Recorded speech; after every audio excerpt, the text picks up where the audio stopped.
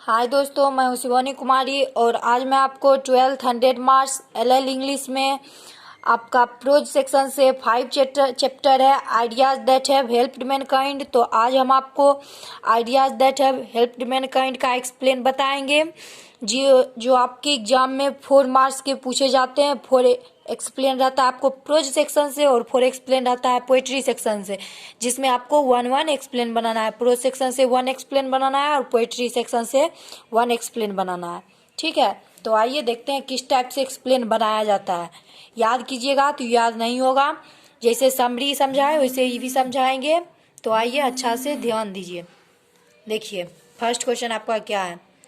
देखिए एक्सप्लेन जो रहता है ना, आपका चैप्टर से ही ना कॉर्नर लाइन उठा के दे देगा, मतलब बुक से, मतलब चैप्टर जैसे आपका है ना 5 chapter ideas that have helped mankind. तो ideas that have helped mankind जो आपका चैप्टर है, उससे आपको कहीं से भी 1 स्टेंजा उठा के दे देगा और बोलेगा, लास्ट में लिख देगा ऐसे करके एक्सप्लेन दे या एलोबोरेट, जो भी देना होगा उसको दे देगा। एक्सप्लेन लिखेगा तो भी समझिएगा वही करना है, इलाबोरेट लिखेगा तब भी समझिएगा वही करना है। तो आइए क्वेश्चन देखते हैं। But I shall be told that it is neither numbers not multiplicity of pleasure that make the glory of men। इसी तरह क्वेश्चन दे देगा और यहाँ पर एक्सप्लेन या इलाबोरेट लिख देगा। तो आप सबसे पहले आपको 4 एक्सप्लेन देगा ना, उसमें पता चल ही जाएगा। अच्छा से अगर पढ़िएगा, मेरा सारा वीडियो देखिएगा तो आपको पता चल ही जाएगा। 4 में 3 भी पता चल सकता है कि कौन चैप्टर से है, या 1 तो चल ही जाएगा पता। ठीक है, तो आप पहले देखिएगा ये लाइन जैसे है कौन चैप्टर का है।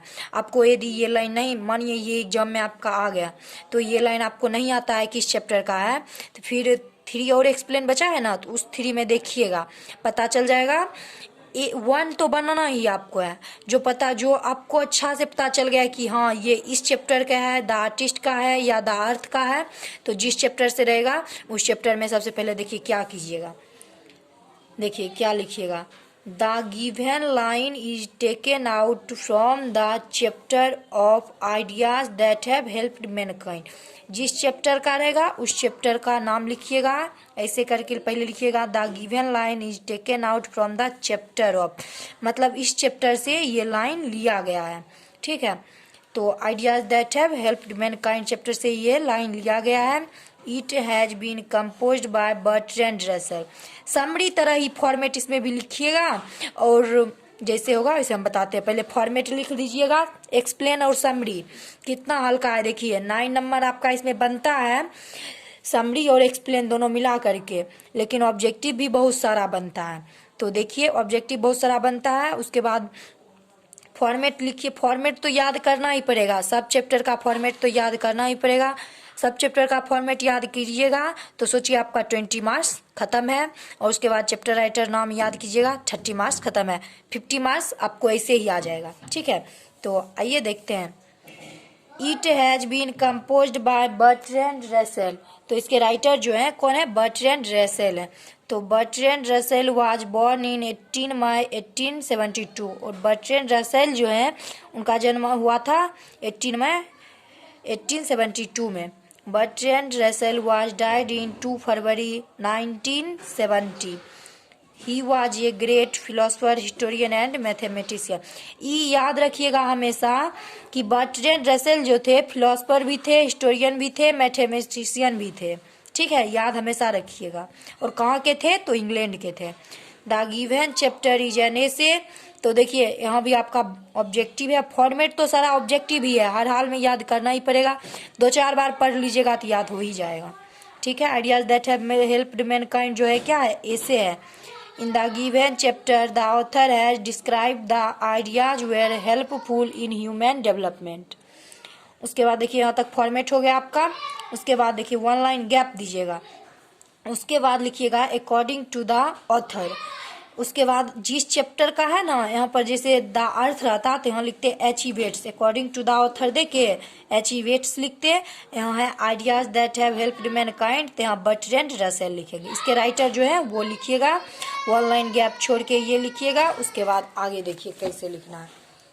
उसके बाद आपको क्वेश्चन लिखना है जो रहेगा ना आपके, मतलब एक्सप्लेन में जो लाइन दिया रहेगा अकॉर्डिंग टू द ऑथर लिख के यहाँ से अपना लिख दीजिएगा question. Our wants for pleasures not makes our glory, our intellectual and moral qualities make our glory, it makes us different from animals.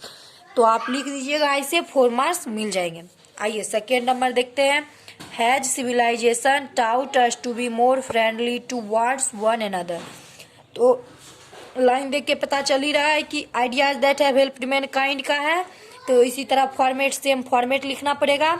उसके बाद देखिए according to the author Bertrand Russell, यहाँ तक तो आपको आता ही है। उसके बाद देखिए no creature in this world besides human being live in society, only human being lives in society, our civilisation has taught us to live in society so we are friendly with each other. तो देखिए format लिखने के बाद 1 line gap दीजिएगा। उसके बाद लिखिएगा according to the author, जिस चैप्टर का है उस चैप्टर के राइटर का नाम लिखिएगा। उसके बाद यदि आपको कुछ नहीं आ रहा है तो सीधा यहाँ से है ना हैज छोड़ दीजिएगा, civilisation taught us to be more friendly towards one another, तो क्वेश्चन लिख दीजिएगा। राइटिंग कटकुट नहीं होना चाहिए, आपको आ जाएगा, क्योंकि समरी ही आपको 10-12 लाइन लिखना है और उसमें उसी फॉर्मेट बोलता है लिखने के लिए, समझे।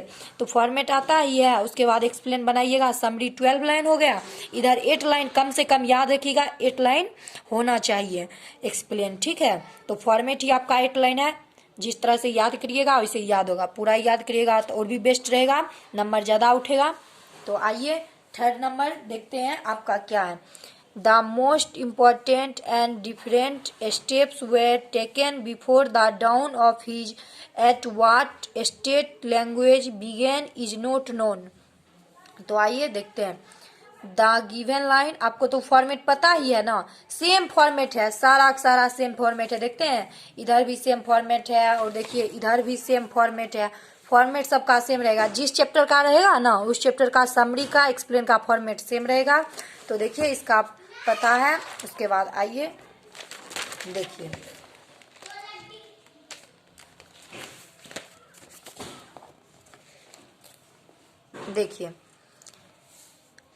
यहाँ तक आपका फॉर्मेट ही है।